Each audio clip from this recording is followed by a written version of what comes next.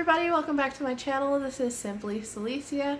This is a continuation of the Simply series. We already did part 1 of stan culture. This is part 2. I'm going to bring in topics to discuss cultural appropriation and other things as we move forward. So stick around and let's get into it.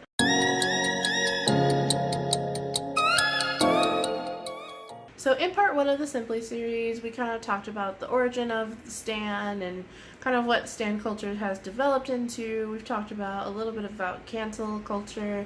We talked a little bit about, the pros and cons of being a stan and interacting on like stan Twitter and stuff like that. So we covered that and kind of got a basis. So now let's just start layering in the different aspects of stan culture, and especially things that we revisit all the time and kind of have to deal with constantly. So I'm going to start with shipping. Okay, so shipping, aka you got all the people in the band, and let's say you think two of them look cute together, maybe have a cute relationship together, maybe you like their friendship together, you like their interactions together, and so on. Maybe you write fan fiction, read fan fiction, etc. It goes on and on and on. You create art, or they're your favorite pair in the group for various different reasons, romantic, unromantic, so on. Ships exist, and companies know ships exist. We have various idols that recognize that they are a couple in terms of marketing and everything else. Here is the thing about shipping.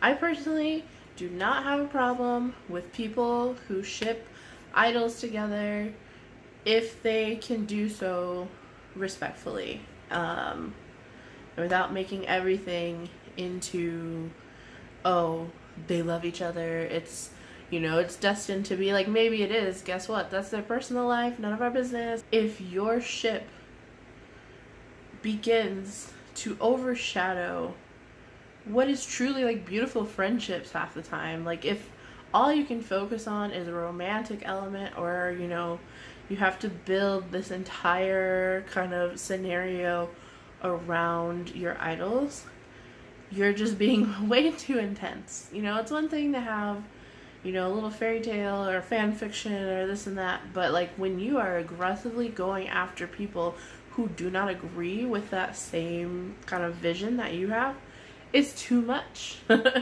It's too much. They're real people. They're real people with real relationships, with real emotions, with their own thing going on. We are not here to rule their love life. We are not here to dissect every moment they catch another idol's eye across the room. That is not the point. It is so far from the point, and it's so far from our business. I cannot deal with that. And just the rumors and everything else that is always popping up, it gets overwhelming sometimes. So for me, I have no problem with shipping. I don't have a problem with shippers.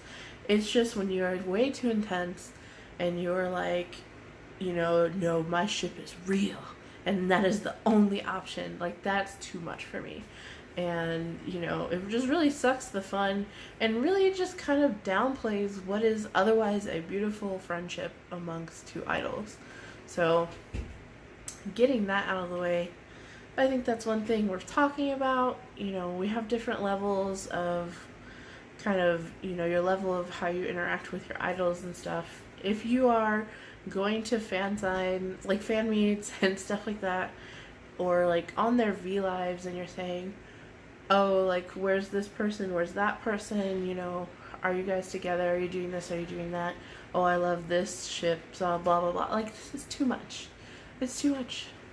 That is something separate. It is way beyond. You have to remember these are real people, and that they are not here, that part of their lives is not here for us to have a say in or dictate. And please note that I say this, I have my favorite ships too. I have people whose interactions I like, and they bring me joy when I see them together. And it's also friendships I love and fan fictions I have read. I have been all across the map in the ship game, but it's really important to remember that they are people just living their life, who have general interactions with other people just like we do with our own friends. So,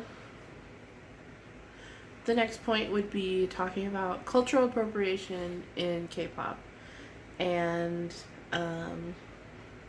guess what? I'm a fan of color, so I'm going to talk about it. Cultural appropriation exists. Cultural appropriation is real. It happens to all kinds of idols. No matter the level of wokeness we perceive someone to be at, it is a thing that comes up regularly, all the time, for years. It has never stopped. It is, it's a reason that I've had to take breaks at times and just kind of get out of, paying attention for a while here and there, because it's a lot. It's a lot to battle every day. And,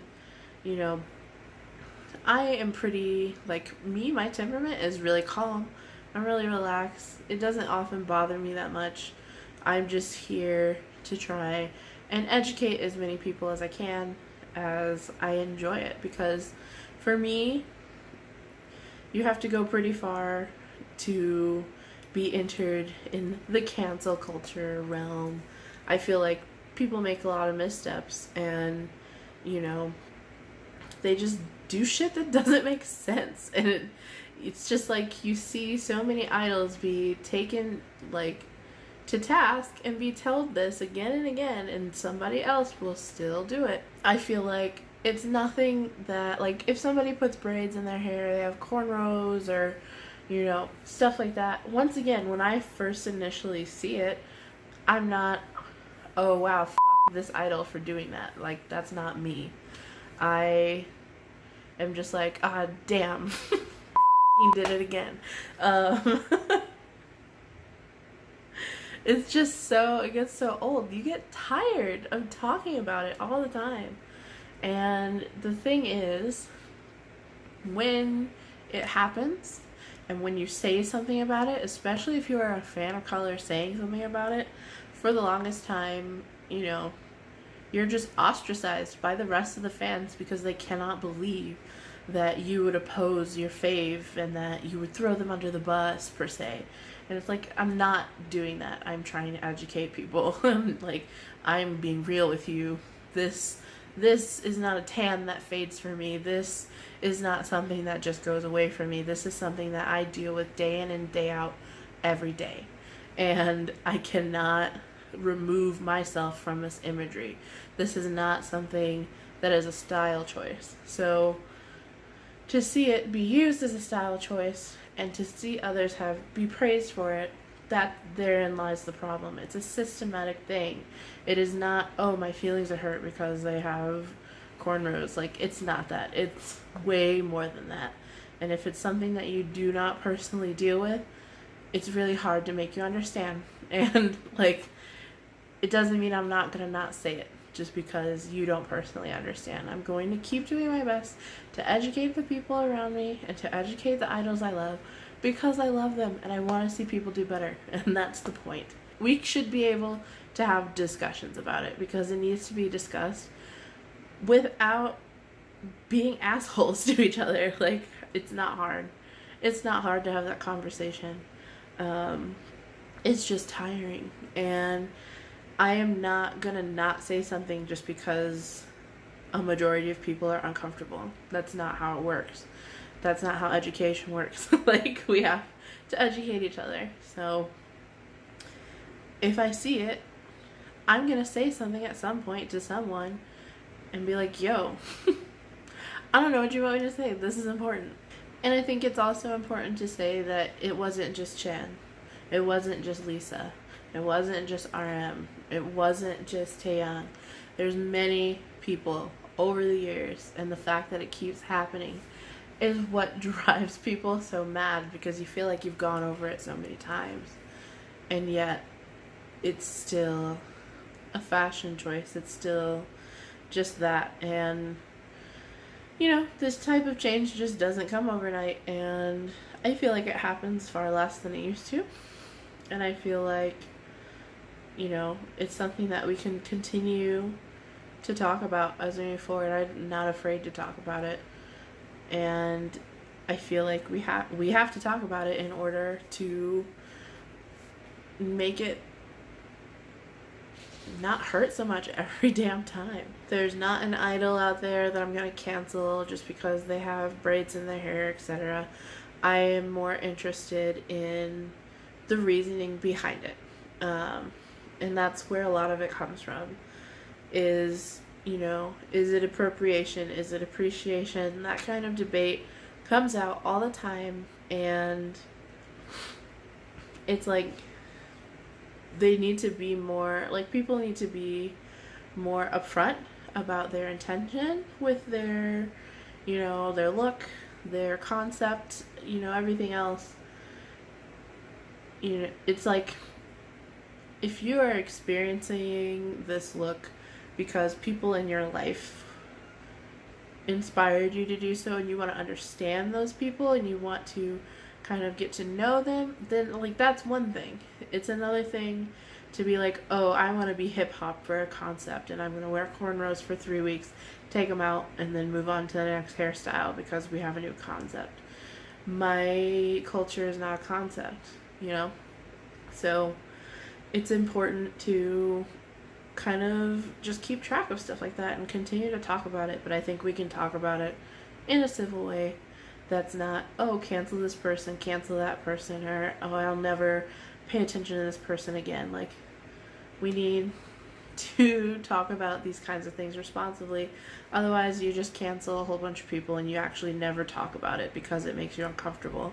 And that's not good enough. Like, we need to talk about why people have the reactions that they have so that we can stop it from happening again. And I think that's what disappoints me when I'm on social media, because it's so easy to block or run away and, you know, just kind of shield yourself from the things that you don't want to talk about when it is necessary to talk about it. So that kind of stuff gets to me in terms of stan culture.